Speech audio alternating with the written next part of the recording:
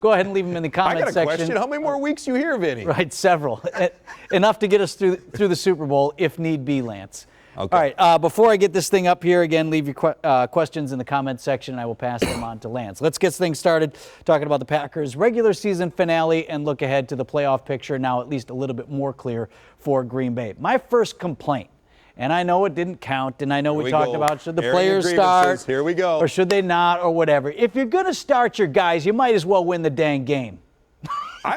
No, that I agree with, Vince. That I agree with. So I was very trepidatious, let's say, if you want to use one of those big words. That's triple word score. Nice job. Yeah, on Rodgers playing. I get the fact that that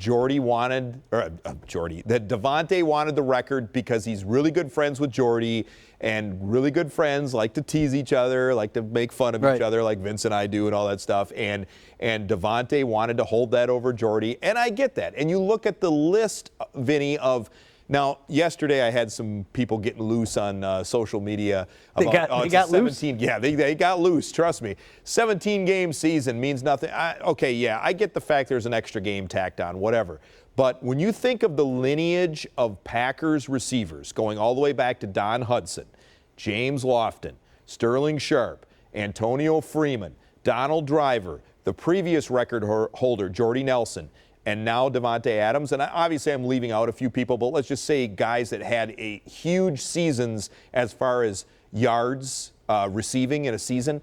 It's still an impressive record to me. So that part of it I get. But you're right, Vince, in the sense that when the head coach is basically saying, we want momentum going into the postseason, yeah, they didn't get that momentum. And, you know, the second teamers playing on defense, I'll forgive it a tiny bit, but they got fooled and schooled on at least a couple of trick plays, and the defense did not look great. You had another special teams foible, and you didn't win the game. Yeah. And you're right. And Jordan Love, I'm not ready to write him off by any means, but on the same sense, he didn't do anything super impressive either as far as the 2 picks at the end of the game. So a lot to work on. Yeah, agree with that assessment. And, you know, one more point on this too, Lance, is, okay, I grant you Detroit, and Detroit gets a lot of credit. They would have been better off losing the game and getting the number 1 pick overall in the draft. Credit to them to come out and be competitive. So no question. But the Packers knew they were going to pull every trick in the book. They ran a fake punt, a couple of trick plays where the ball was flying around between 3-4 people before they got off the pass, things like that.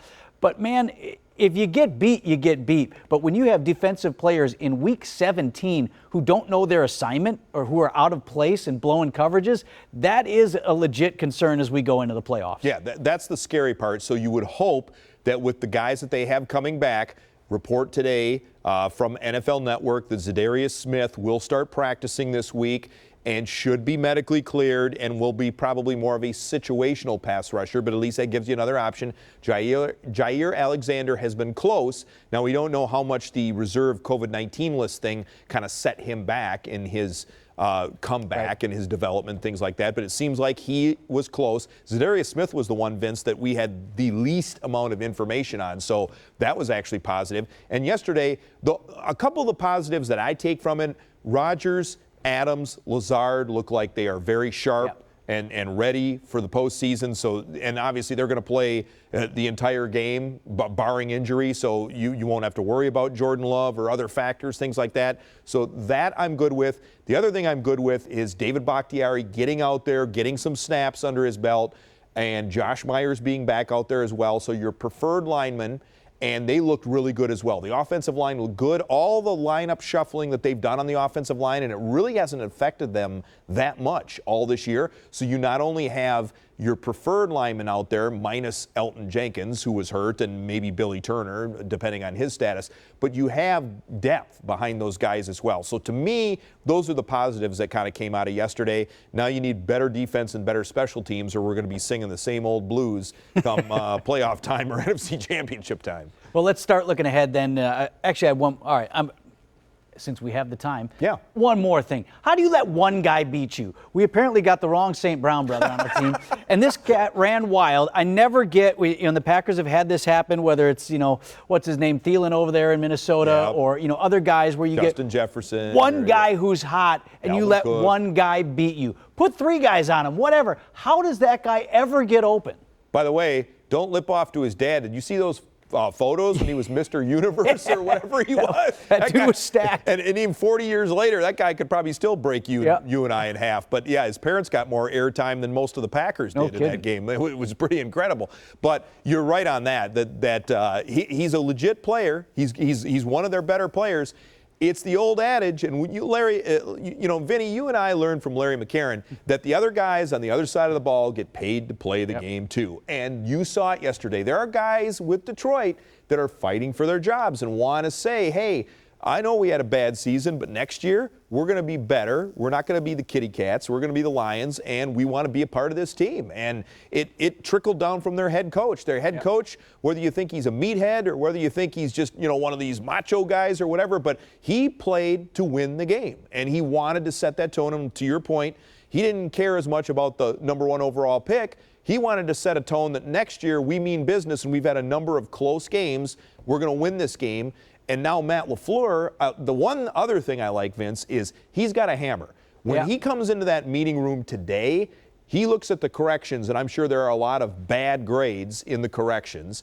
And the other thing he can say is, you guys aren't as good as what you think you are. The press clippings, the social media, the whatever, you lost to the Lions. And Matt LaFleur would not be this braggadocious, but if I was Matt LaFleur, I'd be like, hey, I only lost to the Vikings in the division, and now you clowns put a blemish on my record with the Lions, so here we go.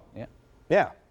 That's the way I'd be. I like that. All right, let's transition then into looking ahead to the playoffs on that note and what the Packers have now in front of them, a little bit clearer picture. There are 2 teams that we cannot meet in this next round. We'll get to that in a moment. But first, let me ask you how this week of practice sets up for the Packers, given the fact that they have a bye. Do we have an indication from Coach LaFleur about how he will approach this? Will it be like a typical bye week, Lance, or do we not know yet? I think, so we don't fully know, but I'm thinking that, Matt LaFleur talks later today. I think he will treat this as if they were going to play this weekend. So maybe not hardcore practices, and they're not doing nutcracker drills and all that stuff in Oklahoma. 3 a days like McCarron. 3 a days and 2 a days like you and I did when we were a bunch of knuckleheads running around out there in high school. But so I think that he will treat it as if they had a game this weekend. So they will still have, like maybe Monday, film session, maybe have rest time or whatever you want to say, Tuesday,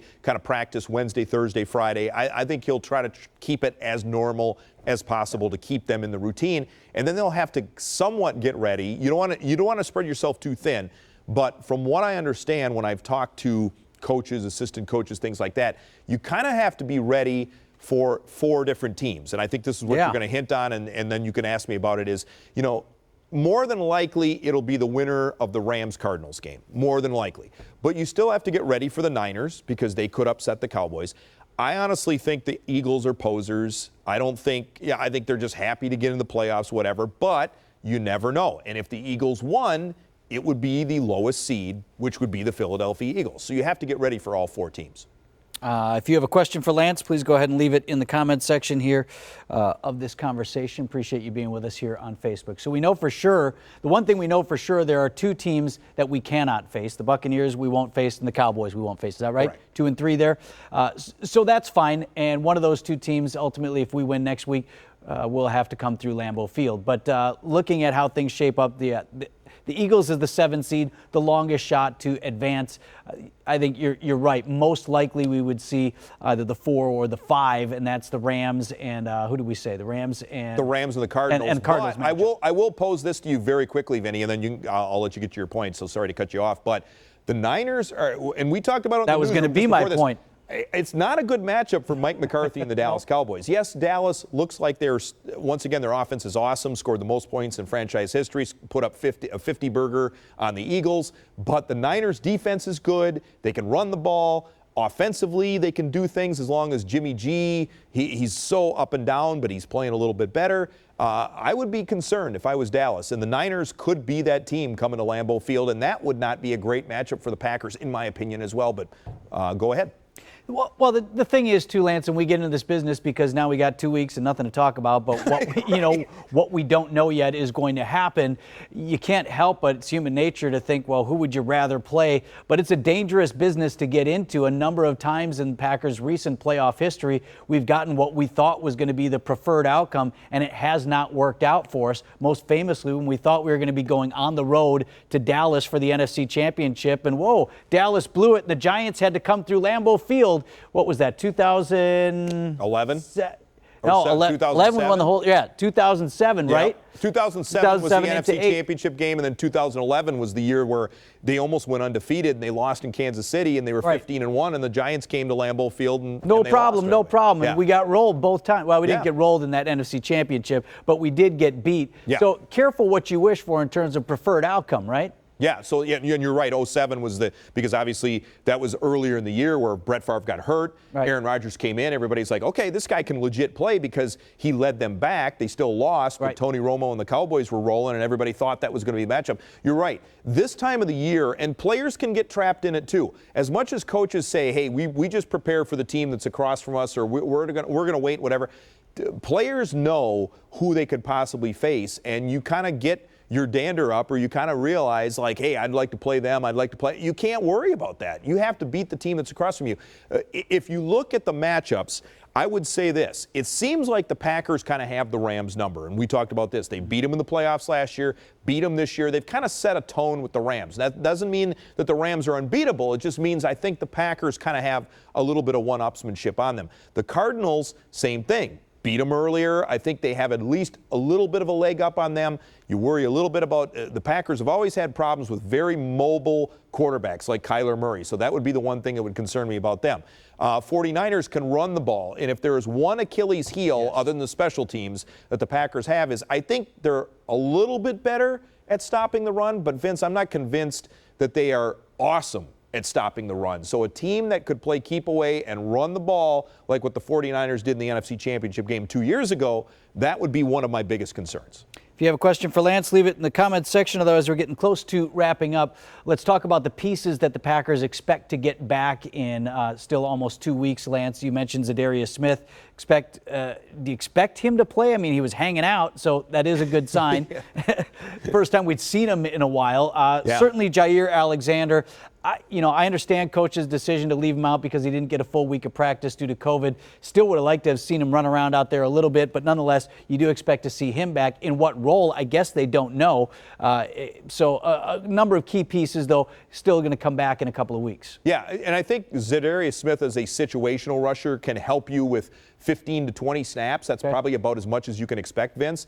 And that's good because Rashawn Gary and Preston Smith, in my opinion, have been very good and have earned the starting spot. So Zadarius Smith coming in, kind of fitting in to kind of give them more pressure, more looks, more whatever you want to say, wrinkles. I think that's a good thing. Jair Alexander, as you mentioned, not totally clear on his position because Rasul Douglas has played so well. Can't take him off the field. Can't take him off the field. So you're exactly right on that. Randall Cobb is a guy. Okay. As much as I like the fact that the Packers played David Bakhtiari, and even though it was a turf game and you worry a little bit about the knee, I do think he needed to kind of get his sea legs under him. Aaron Rodgers, he even texted him during the week like, hey, man, I really want you out there, whatever. Right. I think he kind of wanted to get that rhythm, wanted to get that flow, get that nervousness out. Rodgers did. I was surprised to hear Bakhtiari say, like, I wasn't really interested in playing. I was fine. I did it for Aaron. Right. So basically to get that out before the playoffs, I think was a good thing.